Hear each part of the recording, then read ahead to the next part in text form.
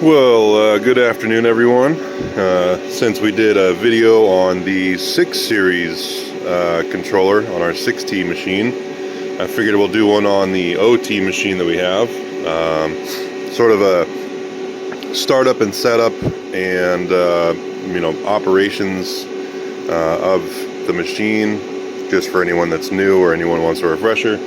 We'll be doing the 11T or 11 double T in this in the case of this machine, since it's a twin turret, but at some point. But for now, we'll get this one fired up and hit some buttons. So this one also has we have a computer at the machine, so we can RS-232 directly over to it, load programs, edit programs. Rather than have to edit them in here, we can do it at the machine or at the PC. Quite a bit faster, and it's easier to store than we can save them on our server. Alright, so machine is on. We're kind of at wherever the machine thinks it is right now from last time I turned it off, and it's fairly close to the collet or the spindle right now. So first thing we have to do, we have to go over to zero return. I put my rapids at 100% because they take forever, and you basically just hit your jog arrows, and we're going to go Z first.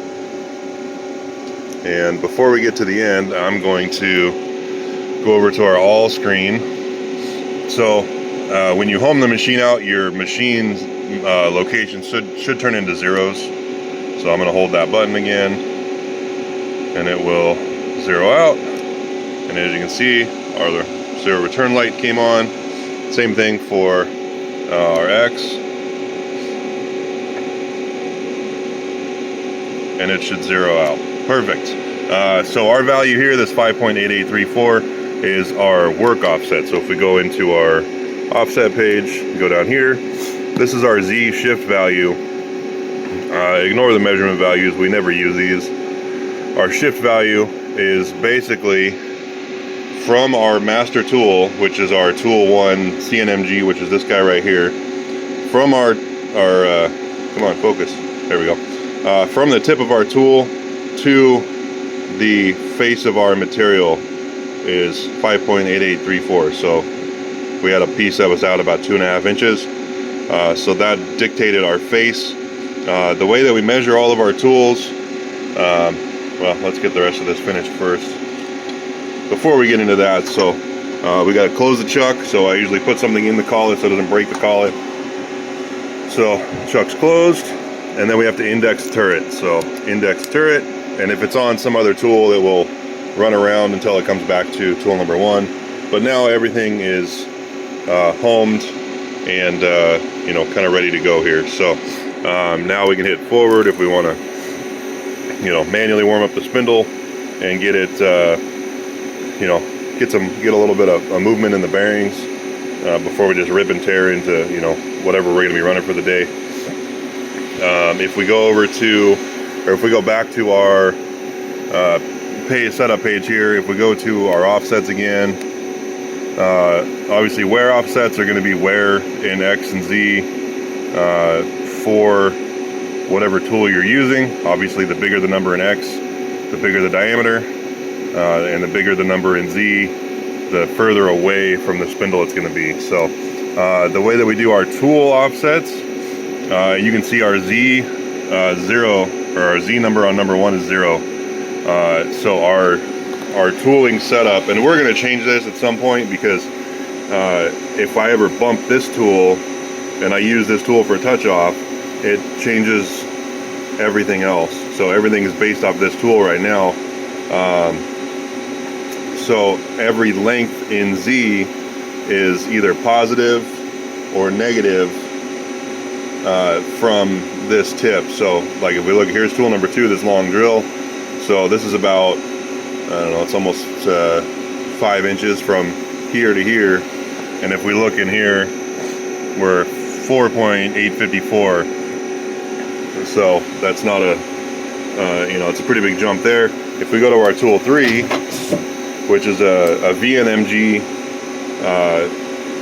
finisher, they're almost on the same plane. So when we touched them off, there was only 19 thousandths of difference that this tool was actually slightly ahead. So you basically have to figure out, okay, am I going to measure from the back or the face of this turret to the tip of the tool, which is fine. You basically just shave off a piece of stock, and we might do that towards the end of the video. I'll pause it and not bore you to death, but if you want to watch it, I'll probably throw it at the end of the video. But you basically just have to measure from a known reference to whatever, and then you'd have to use that same known reference, whether it's the face of this with a 2-inch, like a Z setter, to the front of your stock, as well as to the tip of your tools. Now the the X distance, so these numbers here are how far from home the machine has to come negative in X to get to where the cutting edge is on the center line of the spindle. So if you look at, so tool number 2, for example, is a drill, and I believe tool number 8 is also a drill. So, and there'll be slight differences in holders and things like that, but if you look at tool 8 and tool 2, they're relatively close in the amount of offset, but they have different brands of holders in them, so they're not going to be perfectly concentric. But it basically means, like, tool number, well, 2 is a good example because it's a drill. You have to come 6 and almost 6 3/4 of an inch from your X home to where that drill is in the middle of your stock. And you have to remember too, if you're using something like this VNMG, you have to come over, you know, go to, you know, if you're using a 1-inch piece of stock, take a cut, and then say it's, you know, 950. You have to take wherever you're at in the machine. So you go back over to your machine page, and it'll show you, okay, you're at you know, minus 5.5. You have to take that minus 5.5 and add it to whatever your measured diameter is here. That way you're doing the math to get the cutting edge perfectly in the center of your Z. So that's where your X offsets come in at. So fairly easy to get this thing set up. Like I said, we're going to actually change the way we do our measurement setup here at the end of the video. But I also wanted to touch on some of the settings on the machine, because I know there is some confusion on, or not some confusion, but some of these machines are done in reverse numbers, I guess. So you can go to direction set here and change these numbers, and it'll actually turn the axis around. But you have to be careful because there are parameters in here, and we'll get back to our regular parameters, and I would have to look up which ones they are. There are actual parameters to change the homing direction. So if you change the axis direction of travel, you have to make sure you change the homing direction, otherwise it'll try to home the opposite way. Like numbers like this, these are usually travel limits for, you know, soft limits in the machine. I'm trying to remember off the top of my head where they are. I'll have to look in the Fanuc programming manual for that. But yeah, it's eluding me right now, but they're in here somewhere. So I'm gonna pause the video, go grab a Z setter, and I'll show you guys kind of what we do here for how we're gonna change our setup in setting our tools. So hang tight, I'll be right back. Alright, and we're back. It might be easier with the light off here to see what we're doing. So we've got a Z setter mounted on this internal arbor, just so we have enough to magnetize this guy onto. And if you haven't seen one of these before, they're basically just a reference for a height. So basically right there is 2 inches exactly. So we would be 2 inches off the front of our workpiece if that was our actual workpiece. So another important thing to note before we get started here, you want to make sure that your machine has been homed and everything is zeroed out, but you also want to make sure that I need to get Over here in the other page, here we go. You want to make sure that you don't have any wear offsets or any tool offsets in your system. So if you go into MDI and do like a T0000, it will clear all that out. That way you have no offsets stored in here that are going to mess with anything. And sorry we're so zoomed in, but we'll try and get this done here. So the way that I've been doing my tool measurements is, let's get back to our tool 1 here. There we go. The way that we've been doing our tool measurements is from this tool number 1 here to the tips of all the other tools. And like I said earlier, if I bump this or have to replace it or need to pull it out and change it or use it in one of the other machines, it messes up the whole situation. So what I really need to do is measure from the back, or I guess this would be the back of the tool or the front of the turret face to the tip of the tool, and then use this same surface when I measure off our work offset, or if you actually have the tool active. So if I have a tool 1 or a tool 3, which is that VNMG up here, this guy, if I have those active and I come in, those offsets have already been applied, so it's easier to set our offset for our work on there as well. So first thing we have to do is go to a dead tool that's not in here. So I think there was one right here, there we go. And then we're going to come over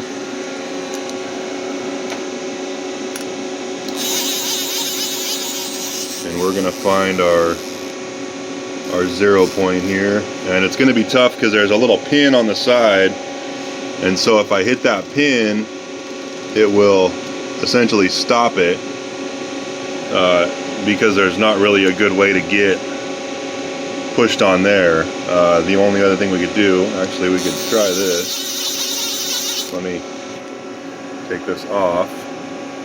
We'll flip this over and try to put that pin right in the middle of that, that arbor just to see where we're at here. So we have to go around to 0 and 0. There we go. Okay. So now, I might zoom out here a little bit to try and make it a little more tolerable. Now we've come 6.2024 in Z from our home position over, and that's what we're going to use to touch off all of our tools. So I'm going to go into our offset page and go Z0, and then make sure it updates to the same number, and then we're going to go Z6.2024 input, and that now changes us to our relative position. We're now at Z0. So we've essentially told it, hey, this is where our origin is, this is what we're going to use for everything.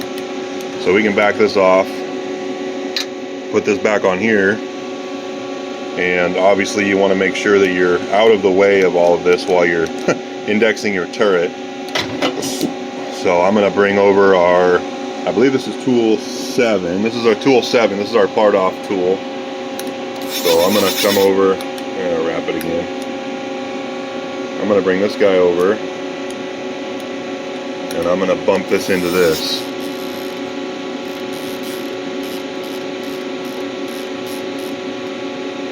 And then make sure there's no spring on that bit. And again, you can adjust this stuff in the wear offsets once you've cut your first part or cut a test part. So now we're measuring, remember, we're measuring from this surface to the back side of our part off or grooving tool, and our Z number is 1.6676. So all we have to do is go into our offset geometry, go to tool 7, and it's nice because it actually lists it down here as well. And then we're going to go Z 1.6676 input. And now we've changed that one. And if I'm doing something like this and I'm in a hurry, normally I will go through and I will just zero out, because remember, all of our X's are going to stay the same. We're just changing how we measure in Z. We'll zero all these out, that way we know which ones we've changed. So I'm going to do that real quick. Z0 input, Z0 input, Z0 input. Make sure I don't change the one that I just did here. And then C0, Z0. Oops. 0 input. There we go. Perfect. All right. So those are all zeroed out. We'll go to tool number 1 now and get it.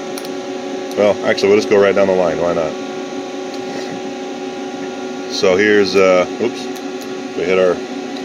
We hit our end of travel here. All right. So this is our tool number 8. Go back to our position page. Same thing. Bring it in.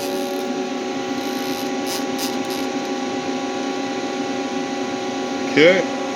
And we are at 5.4456. So from here to here. And if you have some other method, like if you have a little height gauge or something that you want to try to use to measure that, go for it. But this seems to be probably the most robust way to get that done. So we're going to go to tool number 8, Z, 5.4456, enter. And then we're going to go to tool 9, which is going to be our next one. So tool 9 is our homemade, shop-made bar puller. So we just measure it somewhere off the face of this. It doesn't have to be exact because it comes in on the outside of the bar and kind of spreads around the material. But at least we want to make sure it's close when we tell it what it's doing. So we're going to just get it kind of close here. Depending on how these jaws are going to touch this face. Okay, looks like we're good. Okay, so back to 0. And then we go, we already have our number down here. So Z 2.9006. Perfect. And then our tool number 10 is our, sorry, I keep going everywhere with our with the camera here, trying to do too many things at once. This is a little internal threader.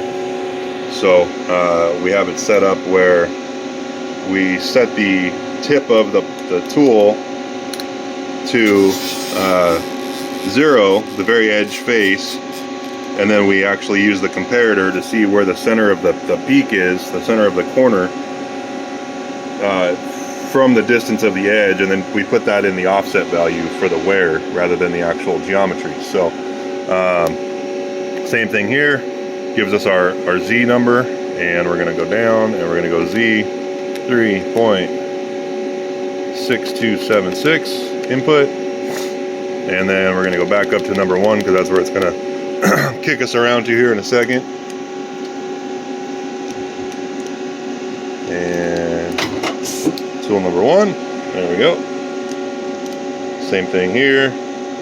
I've got it in 25% rapid because my luck, I'll crash it on video and I'll never live it down.